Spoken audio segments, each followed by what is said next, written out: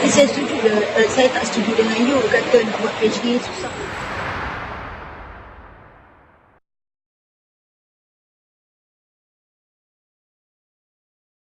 Terima kasih. Nama saya Muhammad Azman, dan saya ingin meluangkan masa dengan doktor untuk diinterview. So, boleh tak doktor kongsikan sedikit nama penuh doktor, dari universiti mana, fakulti apa, dan bila tahun doktor mula belajar dan tamat? Okey, saya Dr. Razamin. Saya dari kalau ini adalah Sekolah Pengalaman Semasa Universiti dalam Malaysia. Saya tamat PhD 2004. Tamat PhD. Pengalaman saya buat PhD, saya dah kopi, saya cadangkan topik saya kepada supervisor saya masa tu, and dia agree, dan saya sangat berterima kasih sebab supervisor saya masa PhD iaitu Prof Razamin dan Prof dan Dr. Mustafa. Mereka sangat supportive, dia sangat fleksibel. So sebab tu saya pun bila saya supervise student, saya pun ada that kind of flexibility and supportive. Macam mana supervisor saya support saya dulu. Okay, saya punya yang saya boleh ingat, saya sangat konsisten. Saya everyday saya mesti baca benda baru, dan saya mesti ada nota baru yang saya tambah dalam saya punya draft thesis at that time. Itu saya punya nekat saya masa tu. Okay, baik. Boleh doktor sharekan tentang sedikit lagi dan kandungan pendidikan doktor masa PhD? Topik saya nurse rosary atau Malay penjadualan kerja jururawat. So saya punya topik ialah saya menggunakan kaedah evolutionary algorithm with enhancement by embedding circadian rhythm in developing the nurse rosary. Boleh doktor ceritakan sedikit bagaimana dia dapat topik dan latar belakang kajian yang doktor buat? Okey, sebenarnya kita observe juga daripada senario kerja jururawat di beberapa hospital di Malaysia, dan kita tengok apa kekurangan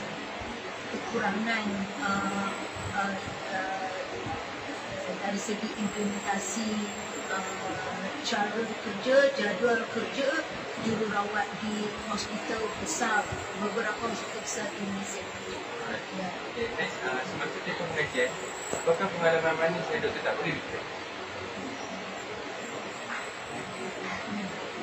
Teori yang tadi doktor Bos, kalau kita buat program ni, kita selalu ada masalah seperti evolutionary algorithm ni, kita kena programkan dia. Model kita dah ada, tapi programming tu yang masalah besar. Sebab bila problem kita complicated, nak programming tu dia pun kita nak kena gunakan coding tu, nak cari yang bertepatan. So kalau kita berjaya mendapat result yang seperti yang kita kendaki, yang logiknya datang daripada kita punya algoritma tu, kita dah sangat lega dah.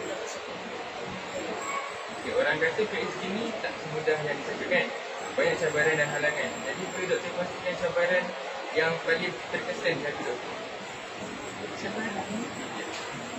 Tapi saya setuju, saya tak setuju dengan you kata nak buat PhD susah.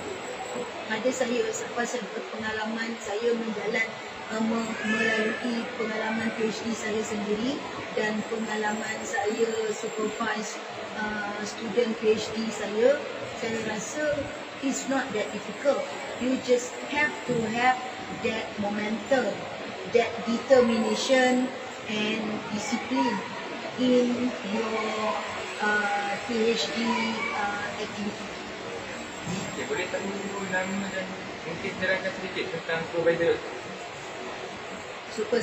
Jadi saya dah bagi tahu saya punya first supervisor ialah Prof Razamin dari School of Computer Sciences di USM, Universiti Sains Malaysia. Tapi saya difahamkan beliau pun akan bersara juga dalam masa terdekat, mungkin tahun 2020. Dan saya punya supervisor kedua adalah Dr. Adi Mustafa dari School of Mathematical Sciences USM juga, dan beliau telah bersara dan sudah bersara di awal. Ya. Bagaimana dengan pusat persekutuan di universiti? Apakah pengalaman doktor dengan pusat persekutuan? Di universiti saya kan? Okey. Di universiti saya, dia unik sikit. UUM ni dia ada 3 graduate school. Ya, kita ada 3 college. Setiap college ada 1 graduate school. Di College of Arts and Sciences, the graduate school ni sangat supportive, sangat sistematik. Jadi pengalaman pelajar tu tidak terlalu menyusahkan yang saya nampak. Orang kata ini emosi tak tentu. Jadi bagaimana doktor motivasikan dia? Emosi ni depend on kita juga as a student, how you handle your emosi. So masa saya jadi student, saya tidak memikirkan sangat perkara-perkara yang terlalu remeh. Jadi kita jangan ambil tahu terlalu banyak benda yang kita nak ambil tahu, dan nanti dia akan influence kita punya pemikiran. Perkara yang perkara tak doktor rasa nak juga, dan kenapa? Ada tak saya pernah tiba apa? Rasa Ya, kalau saya dah decide saya nak buat PhD, saya akan genggam niat tu. Itulah juga yang saya advise kepada pelajar saya dan juga peserta-peserta MPWS. Ya, tak boleh putus semangat dan tak boleh patah semangat. Kalau kita ada masalah, kita menghadapi cabaran, kita kena cari solution, penyelesaian dia untuk overcome masalah itu, dan kita boleh continue dengan PhD. Okey, last question. Apakah perasaan doktor setelah berjaya menambahkan pengajian? Masa 2004 dulu, memang masa kita belajar, kita rasa bebanan itu berat. Okey, jadi bila saya habis saja Viva, saya keluar daripada bilik Viva with minor correction, saya rasa macam ada batu terangkat daripada kepala saya. Itulah one word yang saya boleh ingat sampai sekarang. So itu sajalah yang saya ingat jadi dengan doktor yang Prof Razamin. Prof Razamin. Okey, terima kasih doktor. Okey, sebab meluangkan masa dengan kita orang. Minta maaf doktor. Terima kasih juga. Terima kasih.